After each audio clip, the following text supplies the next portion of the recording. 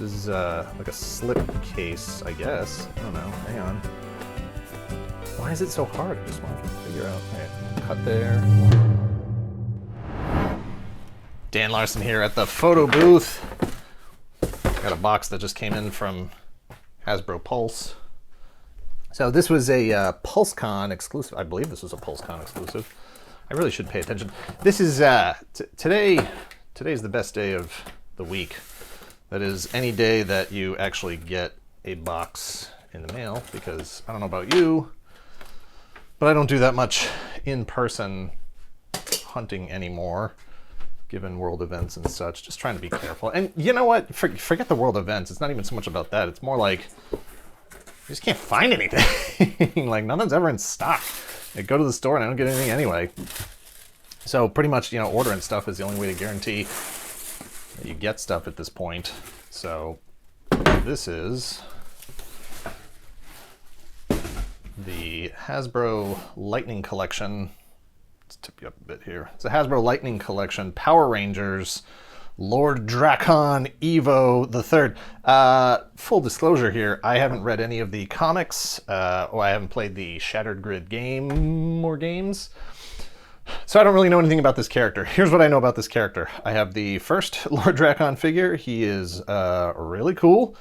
And for those that aren't aware, I mean, this is the best primer I can give you without doing a heck of a lot more research. The best primer I can give you is take this, put them together, and make it an alternate universe bad guy, and that's who Lord Drakkon is.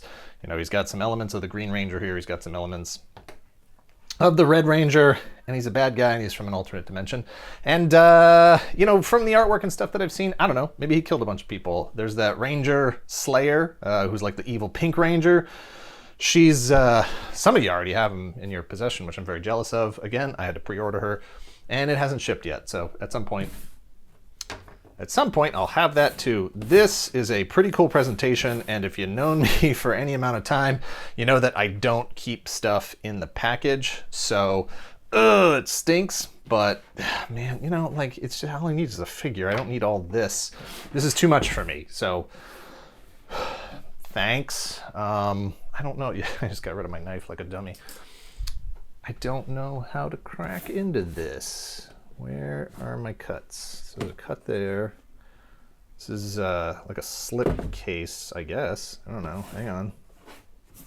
Why is it so hard? I just want to get the figure out. All right, I'll cut there. And I'll cut. I don't want to cut that. I want to cut here. All right, that flap's open on the top. Pop this open. Ugh. And even as I say, oh, does it just slide off? No, it doesn't. I'm smart. I know things. I guess I could have just cut these. Bang. There. Like, kudos to Hasbro packaging designer people and stuff, and, these materials and whatever. But man, could you do an option? I know Hasbro's working on a less plastic initiative, or, more eco-friendly, and that's great, and I encourage it, and I want that, but I don't need all this. Like, I don't need this dome. Like, literally, I've joked about it before, just put it in a plastic, just put it in like a brown paper bag. Like literally, I would have taken this figure in a bubble mailer and that would have been totally okay with me. Now I got to play like box surgeon here. And I'm simultaneously saying like, I don't care about packaging, but I'm also trying to be like really careful about opening this because I'm trying to give it the respect it deserves. People worked on this and whatever, but I really just, ooh, all right, there's a comic book on the back here. That's cool. That's cool. Oh wait, maybe it's not a comic. What is this? Oh, it's just a piece of cardboard. Really? Yeah, I gotta throw a comic book in here. All right, well, I mean, that's a cool piece of art. I'm not gonna read that. It's, you know what, like I said, I haven't played the games. I haven't read the comics. I just like the look of the figure. And it's weird because, as a kid I lived in Japan.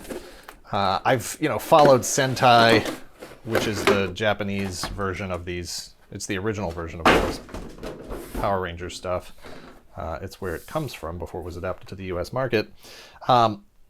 And it was weird to me, you know, when Power Rangers started, that it wasn't just a straight translation of, you know, Sentai to the US. Like, they actually had to, you know, come up with their own characters and reshoot scenes and, you know, regionalize it, which it just is such a strange concept to me. It's like this whole, speaking of alternate dimensions, this whole alternate dimension of these superhero characters exists in the US that doesn't exist, you know, in Japan, although it kind of does, you know. And the idea that there would be not only original designs, like once the Power Rangers movie came out in 97, 98, whatever that was, wow, that is a hefty, geez, that's a hefty electric effect there. Holy cow. Man, that's a lot there. But, you know, once the Power Rangers movie came out and that introduced some actual original designs, oh, that's nice. Oh, that's real nice. I like that a lot. I mean, obviously I knew that the damaged helmets were going to be a part of of this set. I don't think I realized there were actually 4 helmets. I thought it was just the 2 of these, red and green. That's really nice. And I did not know that they were going to be mountable on this thing. Real cool. Nice. I like that a lot. Pop this off, pop this on. Yeah, nice. See, this is extra value. This I don't mind paying for. That's cool stuff. I've been saying for years now that, you know, Hasbro should be doing accessory packs, alternate heads like this. That's great. Give me a whole pack of alternate hands. That would be fantastic. Give me a whole pack of energy effects that I can use with Star Wars and Marvel Legends and Power Rangers and Ghostbusters and G.I. Joe and everything else. You know, that's where you're really starting to take care of the collector. That's the kind of thing that I'm totally down for. Hey, while we're on the subject here, even if we weren't, see this thing right here? This is, all of these Power Rangers figures are coming with the opened guns, and now I don't have one to access. They're coming with this, you know, this is the sword gun, whatever. Hey, Hasbro, come on, just give me this too. Throw in one more accessory in the packages here. I would love to have these. This one's the translucent one because it came with the Bandai Legacy Rangers set, and it was like that sort of pearlescent-y looking one. But I need to be able to tuck it into the sheath here, and those opened ones look dumb sitting in the sheath like that. All right, let's get this figure out. All this chit-chatting, not even getting my figure out here. Finally! Get all these dang rubber bands out of here. Seriously, a brown, like a bubble mailer would have been fine. I don't need all this. Oh, God.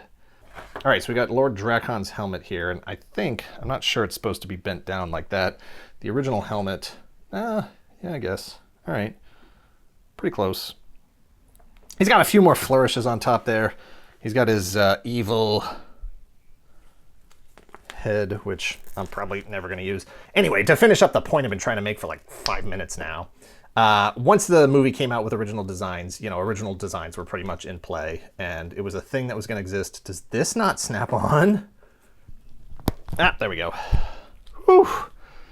I didn't have the proper leverage when I was in front of the camera here. I had to sort of pull it back behind the camera to really flex my guns and get that thing on. My point is, it's weird to me. Oh, you know what? Is this?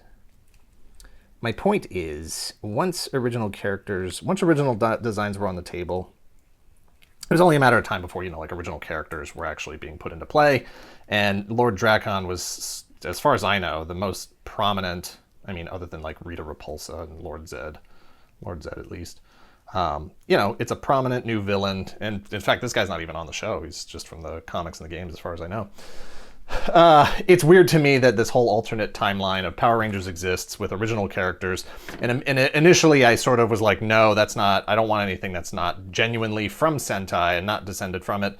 But, you know, I've come to embrace it. And you know what won me over was that it's a really cool design. I really like the blend of the two characters. I can't deny, whether it's cheesy or not, to go that route, I can't deny that it is actually really cool looking. I don't know who's actually responsible for having come up with the design. But that's really all it took was, you know, making it an actually decent design, and you won me over. So we've also got in here, oh man. We've also got a couple of alternate hands. This is a pain in the butt. Remember that time where I was like, trying to be respectful of the packaging. All right, I think I got it. So we got another Saba, and we've got 2 alternate bad guy hands. Oh God, what a pain in the butt. There we go. I'm like tired now, what a thing. So we've got Saba, which we already had one over here. I'm pretty sure it's exactly the same as the original one. Looks the same. 2 other hands, head. So anyway, articulation here is the same as all the other Power Rangers. I'm not going to go into any of that. It's a really cool figure. I do want to look a bit more into what the actual story is for this character. Honestly, this guy looks like he's from Kamen Rider. I don't know the Kamen Rider characters enough to know, but every time I look at him on screen here through the camera, I'm like, that's a Kamen Rider character. Really cool. Again, as far as I know, right now it's a Hasbro exclusive and was exclusive for PulseCon. I don't know if they still have them on their website. Some of that stuff sold out, some of it didn't. But I dig it. I'm glad I got it. I'm not in love with this cape, but I'm, you know, pretty much ready to move on from rubbery plastic capes and just fully embracing cloth capes. So I don't know if that's really a thing that can be replaced. I almost just don't even want it on there. I might have to, oh, you know what? This looks like it just pops off. Oh yeah, it just pops off. There it is. That's much better. I'll take that. All right, that's cool. So that's it. That's the Hasbro PulseCon Lord Drakkon Evo the Third, something like that. He's got a really long name. I don't know, from Shattered Grid. Check it out if you didn't get this figure. I definitely highly recommend this figure. I recommend all these figures. I love the whole line. It's all good with me. Anyway, thanks for checking this out. And if you haven't already subscribed to the channel, please hit subscribe for this channel. Go check out regular Toy Galaxy if you haven't already. Thanks for watching. Later.